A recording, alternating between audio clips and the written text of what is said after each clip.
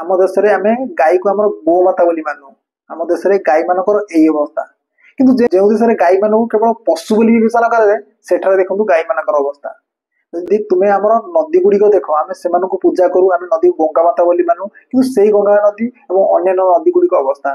किंतु से देश गुड़िक देख जो नदी गुड़िक केवल नदी कहती से नदी गुड़िक अवस्था। आम देश में स्कूल गुड़िक शिक्षा प्रतिष्ठान व शिक्षा मंदिर कहुए किंतु यह सरकारी स्कूल गुड़िक अवस्था। जो देश में स्कूल गुड़िक केवल स्कूल बोली विवेचना कराए से स्कूल अवस्था। किंतु यह भारत में कहीं घटुची मु भावुची आम विश्वास सीमित। जब आम गाई को माता बोली मानु जब आम नदी को ईश्वर बोली मानु तेज आम केवल विश्वास करूँ। माँ को विश्वास करिया और माँ प्रति आम दायित्व पूर्ण करवा दुईटी भिन्न कथा। आम आम दायित्व पूर्ण कर पछरे पड़ जाइचु विश्वास कर आगे अच्छु। आम भगवान बहुत सम्मान करूँ किंतु आम परमेश्वर कथार विश्वास करूना। तेणु आम एपरी एक लोक हो गलाणु जो मैंने केवल विश्वास करती कम ना। आमको एवं विदेशी मान शिखा पड़ो जे आम दायित्व किपर पालन कर।